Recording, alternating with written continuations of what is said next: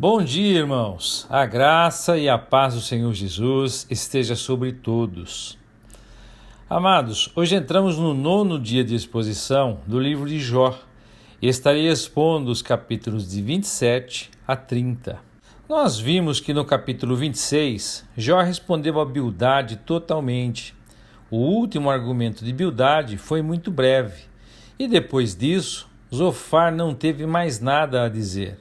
Jó venceu o debate, embora admita plenamente que não encontrou o alívio que buscava.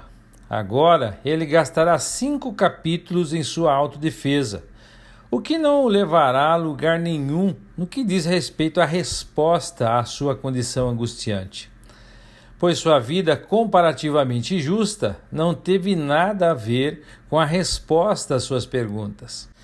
Ele sabe que Deus vive, mas afirma que Deus tirou a justiça que sentia que merecia. Ele sabia que Deus é poderoso, mas acusou Deus de tornar a sua alma amarga. Jó diz que enquanto ele for capaz de respirar, seus lábios não falariam maldade e nem sua língua falaria enganos. Assim, ele contradisse categoricamente as acusações de seus amigos. Ele não lhes daria o mínimo motivo para que eles pensassem que estavam certos em qualquer medida. Ele estava determinado a se apegar à sua integridade e insiste: eu seguro a minha justiça e não a deixarei ir. O meu coração não me reprovará enquanto eu viver. Já termina essa sessão expressando o desejo de que seu inimigo, aquele que se opõe à sua reivindicação de justiça, seja como o ímpio, e aquele que se levantou contra ele em sua reivindicação seja como o injusto. Ou seja, ele contrastou com ele mesmo. Agora, se isso se aplicasse a seus amigos, que eles considerassem a respeito. Nos versos 8 a 12 do capítulo 27, os amigos de Jó o acusaram de hipocrisia, mas ele pergunta a eles sobre o fim do hipócrita. Embora ele tenha ganhado muito neste mundo, o que ele poderia fazer quando Deus tirasse a sua vida? Será que Deus ouvirá seu clamor quando o problema vier sobre ele? Diz Jó no verso 9. Na verdade, um hipócrita se deleitaria em Deus a ponto de invocá-lo? Não é do caráter de um homem mau invocar a Deus, mas era evidente para os amigos de Jó que Jó clamava a Deus em sua aflição. Jó, portanto, percebeu que seus amigos precisavam de ensino no que diz respeito à mão de Deus. Então, ele os ensinaria. Era verdade que eles precisavam desse ensino, embora o próprio Jó precisasse de um tipo de ensino diferente do que ele achava que seus amigos precisavam. Pois a mão de Deus é um assunto tremendo. E o que Jó sabia sobre a mão de Deus, ele não ocultaria, mas havia ainda muito o que ele realmente não sabia, como todos devemos perceber em nossa ignorância. Ainda assim, Jó diz a seus amigos que eles tinham visto a mão de Deus em operação. E em vez de considerarem sobriamente o que estava envolvido nessas ações de Deus, eles estavam com um comportamento totalmente absurdo. Jó questiona no verso 12: por que vos entregais totalmente às palavras inúteis? Nos versos 13 a 18 do capítulo 27, essa passagem apresenta-nos certas dificuldades. É difícil compreender a relação existente entre a afirmação de inocência feita por Jó e esta descrição do fim dos ímpios. Os amigos haviam mantido que a iniquidade estava sempre na origem da adversidade e haviam, por conta disso, negado a inocência de Jó. E eis que, sem nenhuma palavra de aviso, Jó nos aparece como fervoroso adepto do mesmo credo. Em segundo lugar, a passagem contradiz declaradamente tudo o que Jó dissera já sobre a prosperidade dos ímpios. Como vemos lá no capítulo 21, a partir do verso 22, lá no capítulo 24, verso 1. E ainda note o contraste entre 27, aqui, verso 14, e Jó, verso 21:11. Em nenhuma outra parte do livro se encontram no Discursos de Jó versículos paralelos a estes.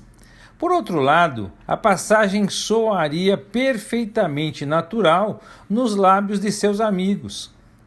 Talvez com a presente passagem, o autor quisesse apresentar-nos um Jó simpatizante com a verdade geral dos sentimentos dos seus amigos, mas recusando-se a aceitar a arbitrariedade e a estreiteza da sua aplicação dos mesmos, como no caso em sua própria vida. Mas, por outro lado, muitas autoridades bíblicas mantêm que a passagem se encontra aqui deslocada e atribuem-na a Zofar. Desse modo, cada um dos amigos de Jó falaria 3 vezes.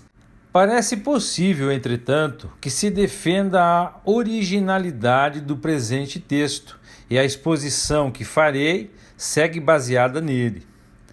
Jó agora passa a declarar em uma linguagem semelhante à de seus amigos a eventual condenação dos ímpios. Mas, ao contrário de seus amigos, ele mostrou isso em contraste com seu próprio fim eventual. Eles falaram dessa maneira para identificar Jó como sendo mau. Mas seu resumo dos ímpios e seu fim, na verdade, mostra a impossibilidade de Jó ser identificado como um deles. Parece haver semelhanças na experiência de Jó com a dos ímpios, como no verso 14. Se seus filhos se multiplicam, é para a espada, e sua descendência não se fartará de pão. Mas os filhos de Jó foram todos mortos em uma catástrofe repentina. Jó está pensando além do presente, para considerar o eventual fim dos ímpios. Ele diz: aqueles que sobreviverem a ele serão enterrados na morte, e suas viúvas não chorarão. Alguns podem ter um pouco mais de tempo, mas o túmulo logo os reclamará, e as suas viúvas nem mesmo chorariam, porque não sentiriam nenhuma perda na morte de um marido mau.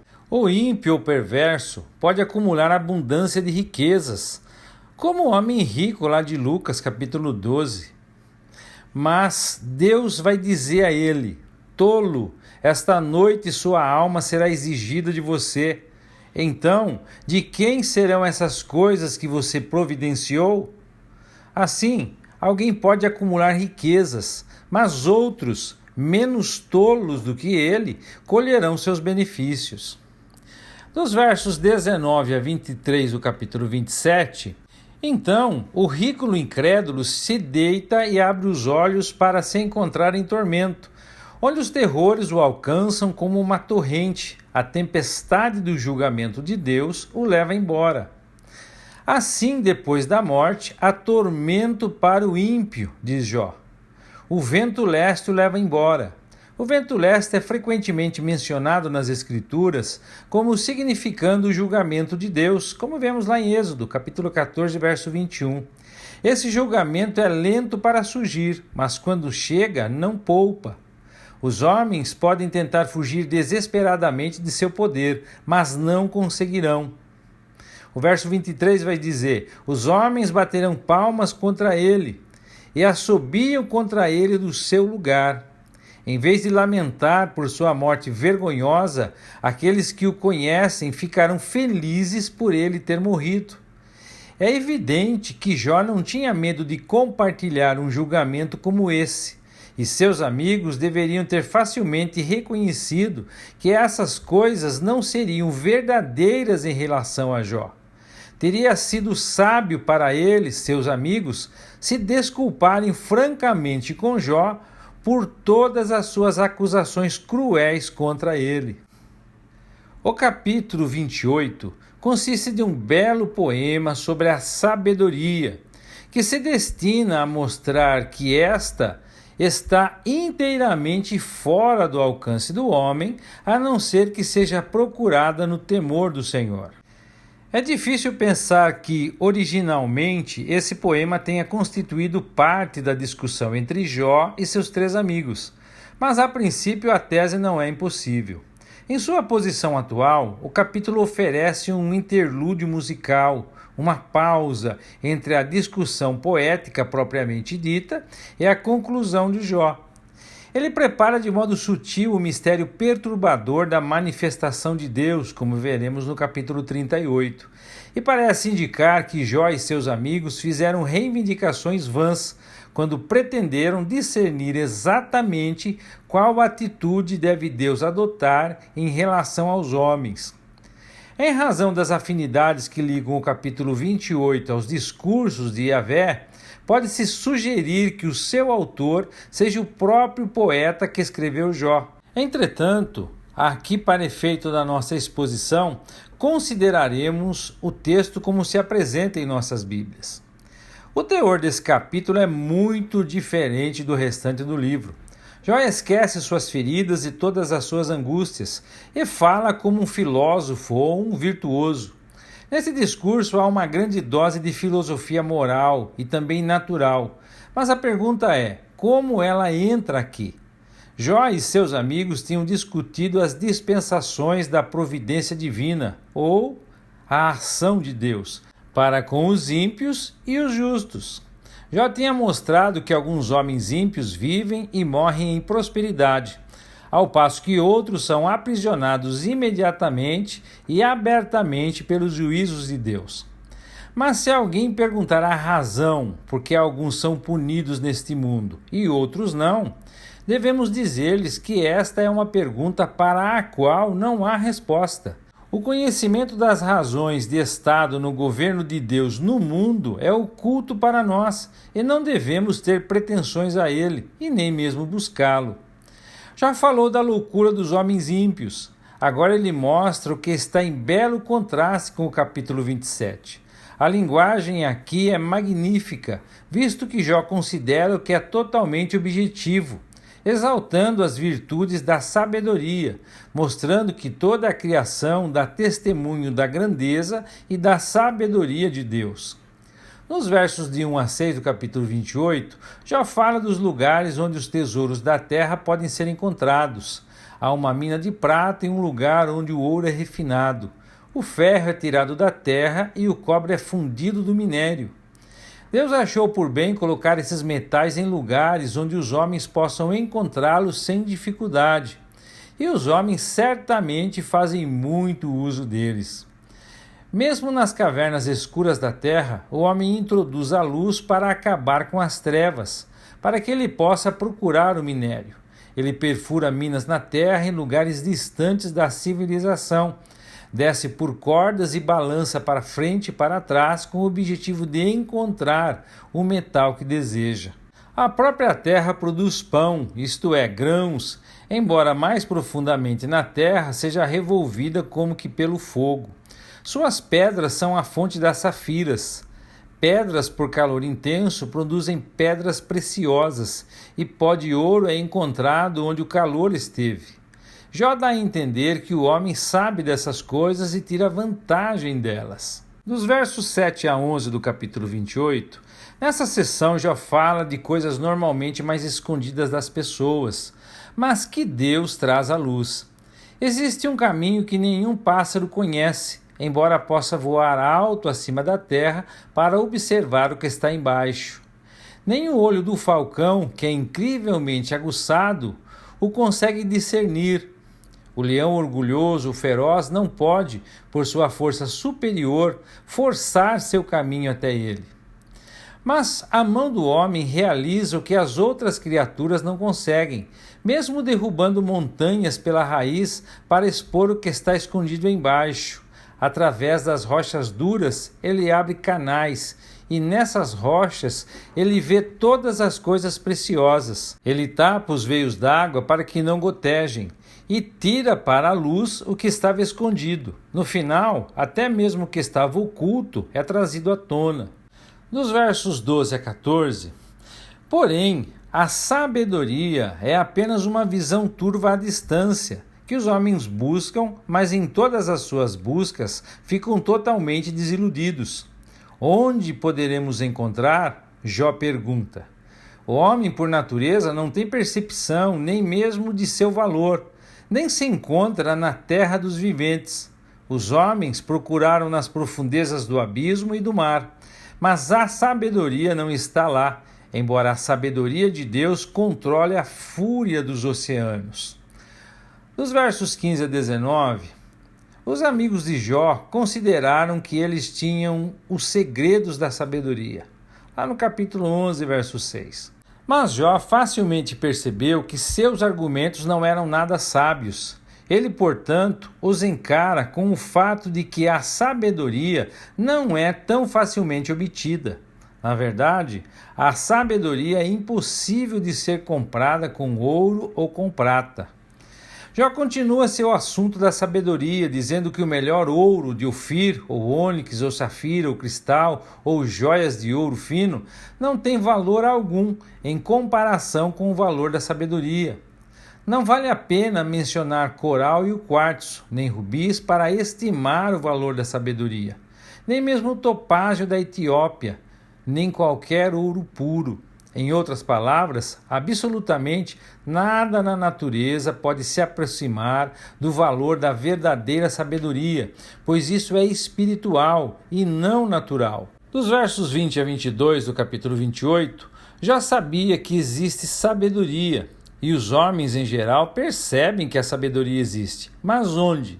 Toda a busca do homem não a encontra, pois está oculta aos olhos de todos os viventes, e até mesmo oculta aos pássaros do céu. Embora altamente elevados acima do homem, os pássaros não entendem isso. A sabedoria de Deus está acima da concepção desses. A perdição e a morte dizem: com os nossos ouvidos ouvimos a respeito disso. Mas apenas um relato, pois a própria sabedoria só é encontrada ou conhecida por uma revelação direta de Deus. Dos versos 23 a 27, Jó vai dizer: Deus estende o seu caminho e conhece o seu lugar. Assim, Jó se eleva muito acima das especulações dos homens, que por natureza não têm ideia da sabedoria. Só Deus é fonte dela. Aquele que estabeleceu os confins da terra e contempla tudo que está debaixo do céu, como nenhuma criatura poderia fazer. É uma sabedoria muito mais elevada do que a concepção do homem, pois estabeleceu um peso para o vento, conforme diz o verso 25. Pois, embora o ar não pese nada, o vento tem um peso tão tremendo que pode quebrar as rochas em pedaços. Além disso, Deus distribui a água por medida. Quem poderia pensar em medir a água dos oceanos? No entanto, essas coisas estão perfeitamente sob o controle de nosso grande Criador. E sabedoria, não menos do que poder, se manifesta em tais obras poderosas. O verso 26 ele vai dizer: Ele fez uma lei para a chuva. Deus decide sobre como e quando ela deve ser lançada, e precisamente em quais áreas. E o homem não tem capacidade nenhuma para mudar essa lei. Nem o homem entende porque Deus retém a chuva em certas horas e lugares, e manda chuva excessiva nas horas e lugares que ele escolhe. Mas tudo isso está sujeito às leis da natureza que Deus estabeleceu. Até mesmo um caminho para o raio, que indica que o trovão não é fortuito, mas está sempre sob sua supervisão sábia. Em tudo isso, a sabedoria de Deus é declarada. Então viu a sabedoria e a manifestou, estabeleceu-a e também a esquadrinhou. O verso 28 é um único versículo que dá uma conclusão maravilhosa sobre o assunto da sabedoria. Jó discerniu isso, embora os homens geralmente não tenham consideração por esse pronunciamento simples, porém profundo. Ao homem disse: Eis que o temor do Senhor é a sabedoria, e afastar-se do mal é entendimento. A única razão pela qual a sabedoria ilude as pessoas é que não há temor de Deus diante de seus olhos, de modo que não tem coração para se afastar do mal. No capítulo 29, Jó vai se lembrar dos dias em que ele era feliz. É este um dos capítulos mais belos do livro. A felicidade de Jó, nas suas múltiplas origens, é magistralmente traçada. Dos versos 1 a 6, Jó era um homem protegido por Deus. Note-se a seguinte versão da segunda parte do verso 2: como nos dias em que Deus velava por mim. É aqui que surge o trágico sentido de todo o livro. Bem no centro da sua felicidade passada, existia a convicção de que Deus velava por ele.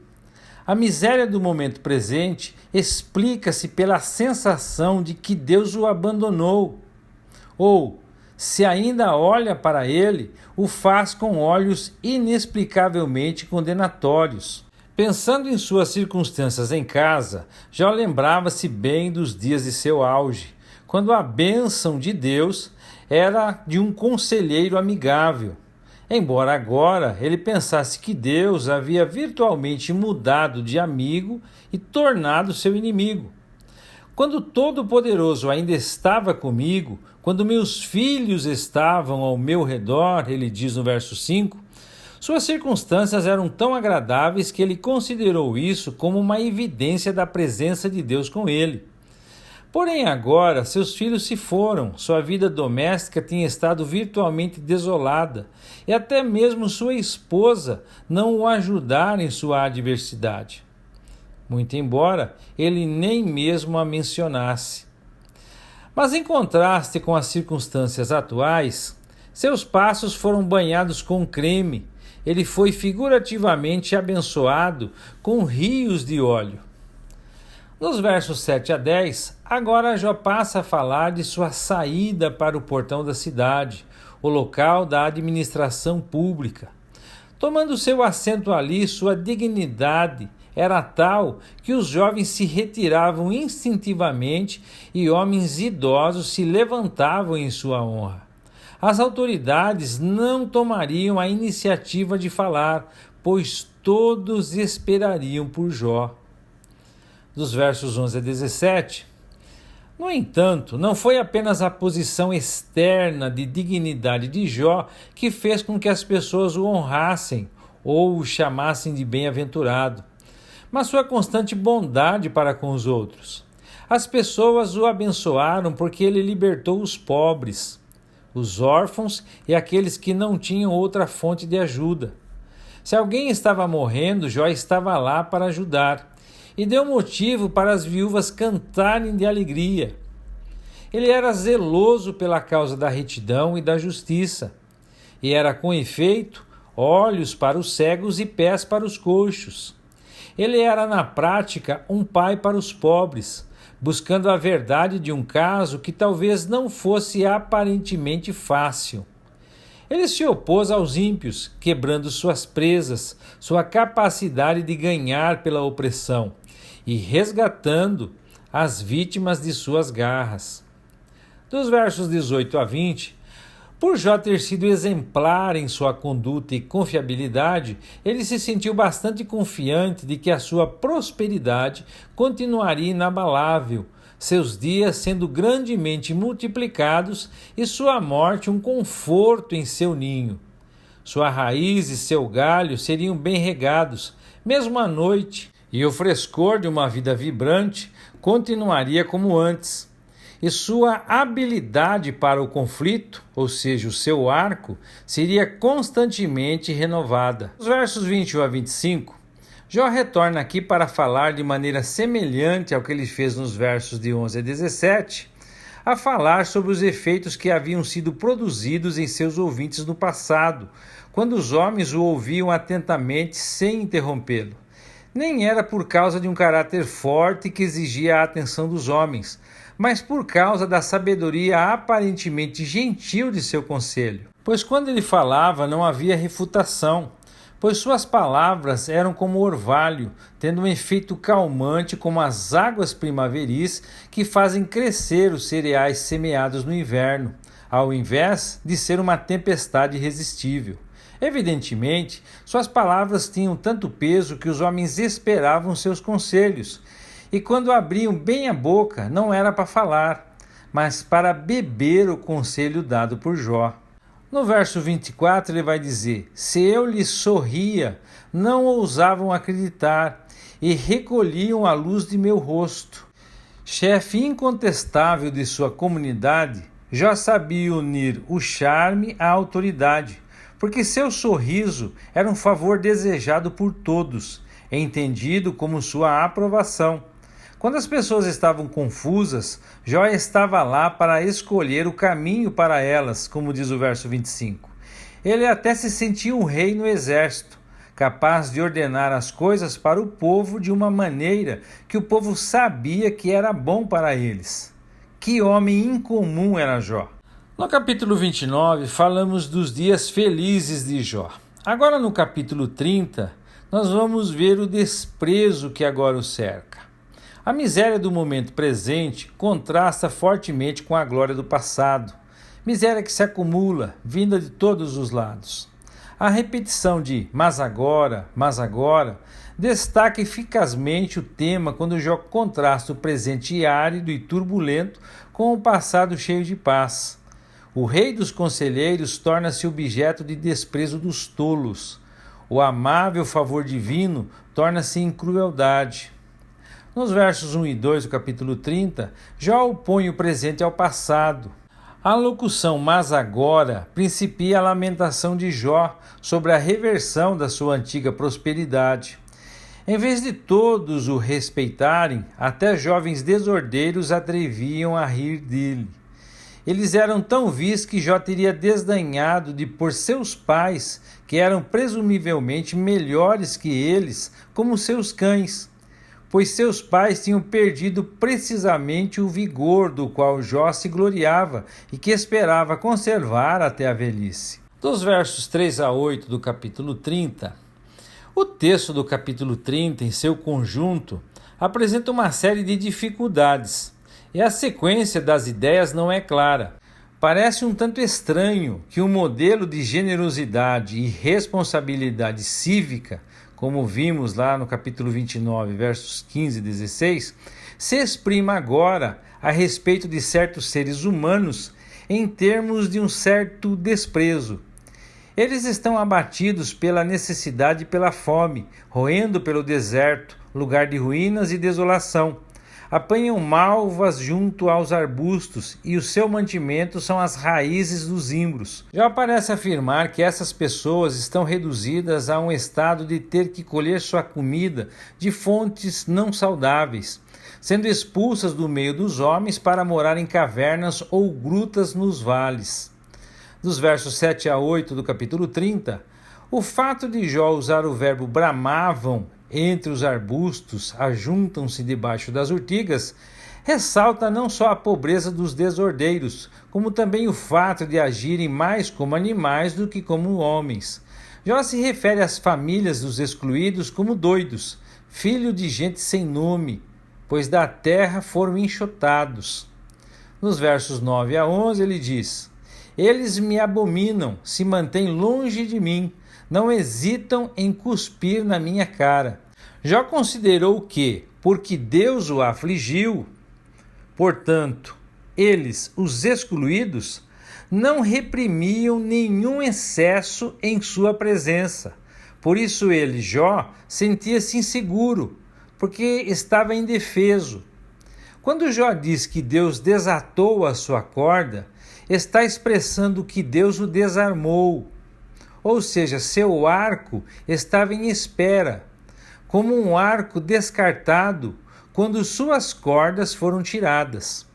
Dos versos 12 a 14, o texto vai dizer: à direita esses impiedosos me atacam, preparam ciladas para os meus pés e constroem rampas de cerco contra mim. Destroem a minha vereda, promovem a minha calamidade. Não há quem consiga detê-los. O sentido geral desses versículos não é duvidoso. Homens desprezíveis fazem de Jó o alvo de seus sarcasmos e de suas zombarias, porque estão do lado de Deus. Eles compreenderam que a desgraça do nosso herói é resultado da maldição divina, e o seu bando se junta a eles para apressar a ruína desse homem excomungado. Agora é a hostilidade dos homens e não mais a de Deus. Dos versos 15 a 19 do capítulo 30, ferindo Jó com um mal físico, Deus corrompe também o caráter moral de Jó. A nobreza de sua conduta e o lugar que ele ocupava na comunidade desaparecem ao mesmo tempo que a sua salvação. Nesses versos, Jó descreve a agonia de seu sofrimento com sua alma derramada, seus próprios ossos parecendo perfurá-lo durante a noite, com uma dor inabalável. Sua vestimenta, em vez de ser um adorno decente, havia se desfigurado porque seu corpo estava deformado, de modo que a gola de seu casaco não cabia bem. Jó sabia que a sua vida se escoava pouco a pouco, como o sangue que se esvai. Jó compara os terríveis efeitos de seu sofrimento e doença com o ser esganado por uma força muito poderosa. Então ele identifica Deus como o que usava de seu grande poder para feri-lo sem motivo. A imagem de Deus agarrando o infeliz pela garganta e atirando numa fossa repugnante é retomada e ampliada. O motivo do pó e da cinza sugere talvez uma antecipação da confissão final, como veremos lá no capítulo 42. Dos versos 20 a 24, o que parece a miséria mais devastadora para Jó é que ele considera que Deus está contra ele. Ele clama a Deus, mas não é ouvido. Deus havia se tornado cruel para com ele? Ele pensava assim, isto é, Deus estava expondo Jó aos ventos cruéis das circunstâncias e, portanto, frustrando qualquer possibilidade de sucesso para o pobre sofredor.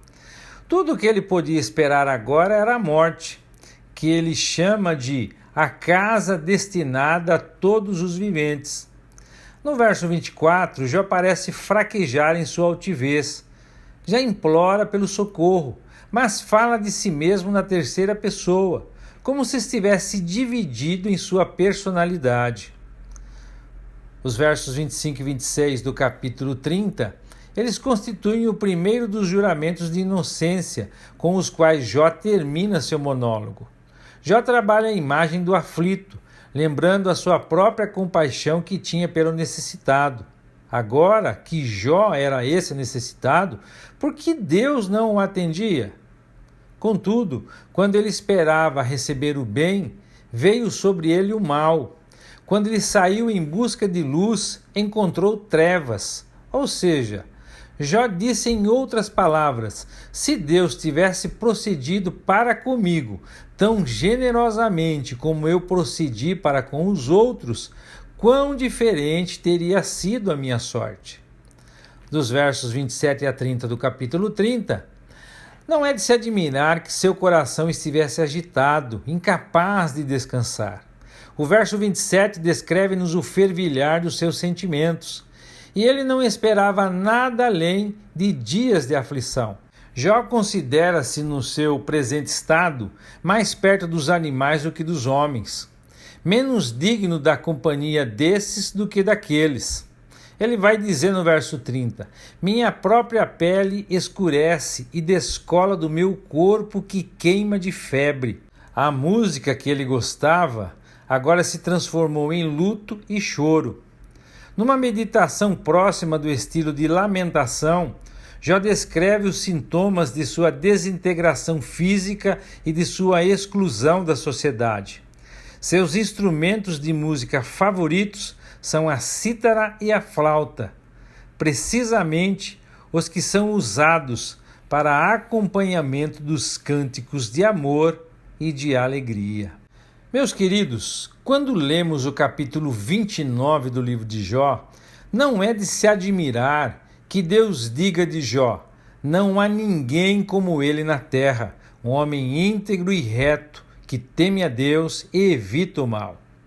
No entanto, em nosso caso, nunca há uma razão para anunciarmos as coisas boas que fazemos aos outros. Se o fizermos como para o Senhor, o que sempre deve ser o caso, devemos nos lembrar que Ele conhece e estima seu valor com muito mais precisão do que poderíamos imaginar. Que o Eterno os abençoe e até amanhã, se Deus quiser.